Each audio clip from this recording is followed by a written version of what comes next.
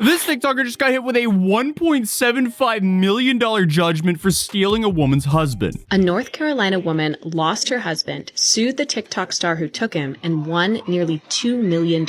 How is this real? And why was that woman celebrating and filming that with an iPad? I have so many questions when I first saw this headline because a TikToker having to pay almost $2 million because someone's husband cheated with her? That doesn't happen every day. And unfortunately, it seems like she didn't even take this lawsuit seriously because she represented herself, walked into a North Carolina courtroom with zero lawyer and watched a jury after reviewing more than 700 pieces of evidence, including her own TikToks, decide that she was liable for both alienation of affection and criminal conversion, which is the legal phrase for, yeah, you slept with someone's spouse. So it is safe to say we have a wild story here today, which begins with Brene Kennard, known as Life of Brene, a TikTok lifestyle creator with almost 3 million followers. Essentially, she does content for like makeup, cooking, mukbangs, the usual. She also, ironically enough, has a couples account with her husband, you know, the relationship that led to this entire lawsuit to begin with. But in 2024, she picked up a brand new hobby, being sued for allegedly destroying someone's marriage. The lawsuit came from Akira Montag, a ex-wife of Brene's now husband, Timothy Montag. And this is interesting because this is the first time I've ever heard anything like this, but North Carolina has a law called alienation of affection. And this is typically filed after a divorce and involves a civil wrong instead of anything criminal. It basically means if you ruin someone's marriage, they can actually bill you for the emotional damages. And fun fact, 6 states currently have this law: Hawaii, Mississippi, New Mexico, South Dakota, Utah, and North Carolina. And again, because this happened in North Carolina, Akira used this law to sue Brene for $3.5 million. Fast forward to November of 2025 when a Durham County jury delivered its verdict: $1.5 million for alienation of affection and another $250,000 for criminal conversion, bringing the total owed to Akira $1.75 million. And the reaction outside of the courtroom involved a crowd going absolute crazy in celebration. Akira wrapped her arms around her attorney, and supporters shouted in celebration like they've been waiting for this moment all year. It seems like this was basically a Super Bowl win for this crowd. Meanwhile, Brene, out here still acting like her own attorney, stood in the hallway insisting that none of this should have happened to begin with. And it was nothing but lies. Brene Montague, who represented herself in court, slammed the verdict, leaving Brene Montague with a hefty bill and no answer on how she'll pay. I don't know. But she'll probably never see it. Yeah, unfortunately, that's a little bit late, but let's back up because this trial was a mess before the ruling came in. Akira's lawsuit painted the picture of a marriage slowly unraveling under the weight of Brene's involvement. She claimed that Brene carried on an affair with her husband and even created TikTok content with him while the two were still married. According to the complaint, Brene openly showed off the relationship online and went as far as posting photos of Akira's kids without permission. And Akira said the public nature of all this caused significant emotional distress and even affected her health. She also accused Brene of engaging in behavior designed to seduce Timothy, and that claim became way hard to dismiss once a jury was shown footage of Brene allegedly twerking on him in the bathroom. And of course, this was posted on her own account. So I mean, come on! So much of the evidence here was posted by Brene. I didn't know about this law. Maybe she didn't either, but wow, another day, another TikToker absolutely destroying their life with her own content. Because that one moment of her posting a video of herself twerking on her then husband essentially just handed that case to them on a silver platter. Come on. It doesn't get more dumb than this. But that, unfortunately, was just the tip of the iceberg because this trial, I don't even know what to call it. It got disgusting real quick. Brene's sloppy, freaky ass was fucking Tim, and she called Akira and Tim's son into the room to bring her some wipes. Dude, what? What the f*** is wrong with these people? What the f***?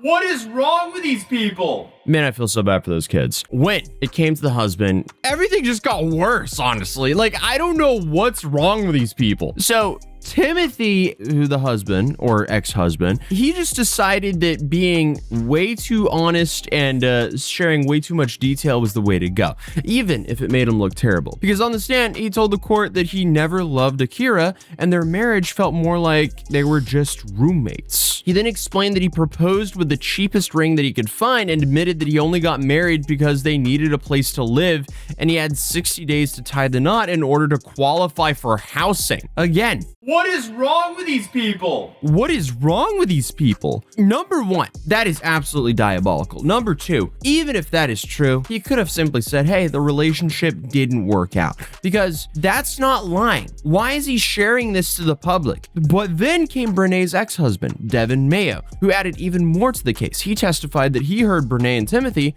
rekindling their romance back in December of 2023, even though that he and Brené were still married at the time.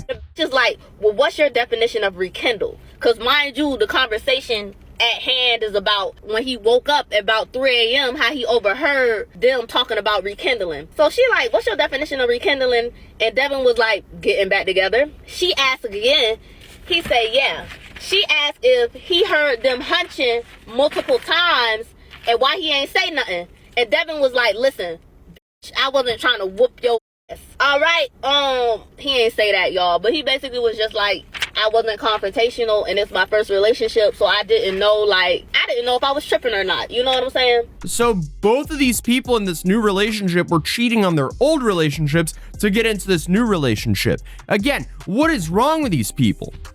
What the fuck? I mean, these people are just, what is the word for it? Musty, disgusting, gross, foul, but great content, because at that point it felt like the whole trial was determined to pull in every single person into this. I believe my client represents a lot of women that have been hurt. And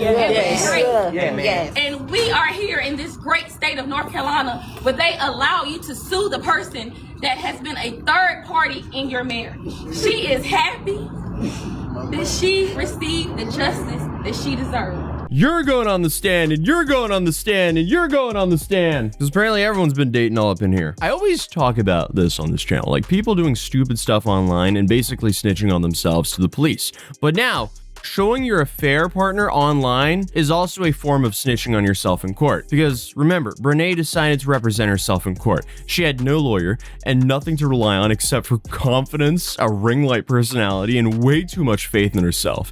And if you're wondering how she did, well, clearly she lost, but it went awful. The whole time we in court, this is Brené. Correct. And so you knew I was Tim on you, correct?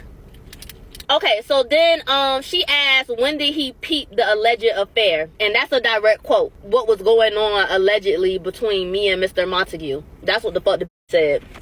He said that if he addressed the affair, or if he said anything about it, or if he tried to confront her about the issues in the marriage or his suspicions, that it would get turned on him. The bitch was gaslighting him. So then she was like, okay, so you see Miss Montague as your sister, but not close enough to come to her about the affair. Like, were you comfortable enough to talk to her? He was like, yes. So she was like, well, why you didn't tell her? He was like, I didn't want to break up a happy home. Why wouldn't she hire an attorney? Like, especially when you have this much to lose. You're being sued for $3.5 million, ma'am. Maybe it's time to lock in. And if you don't have the money, that's a good time to actually open a credit card. Because I would much rather pay high interest debt than $1.75 million.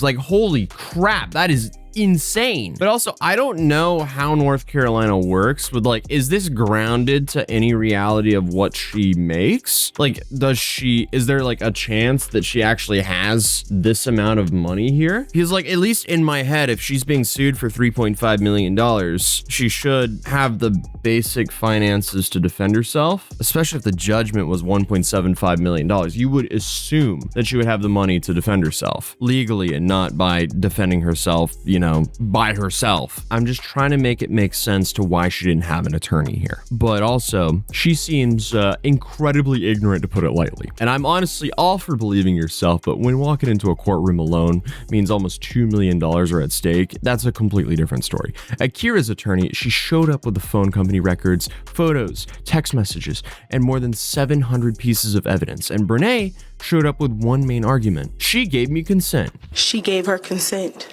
She said it was okay because she knew her marriage was over with and it was done. This is why she needed an attorney. She needed an attorney to try to, remove most of that evidence. They needed to get that evidence dismissed. That evidence needed to be thrown out of court. That was the only thing that they could do right there. Not go, oh, but she gave me consent. Oh, well, here's 700 pieces of evidence of her doing the thing that I'm suing her for. Wild. Diabolical. I can't believe this. This might be one of the dumbest stories I've covered in a long time. I have no idea how doubt Akira will ever collect this. Like, I feel like she has the same odds of collecting money from this woman as Rebecca Schofield trying to collect from the TikTok psychic, because I don't think that she's getting her money either. But alienation of affection is a law that requires a few things to be proven: that the marriage was loving, that the love was destroyed, and that a third person caused the damage. Oh, okay, that makes sense. That's why Timothy over here was like, I never loved her. I got her the cheapest ring possible. It was like a situationship that felt like being roommates. Now it makes sense. Okay, that was a strategy, and the court, I guess, saw right through that. Oh boy, they should have just hired a lawyer.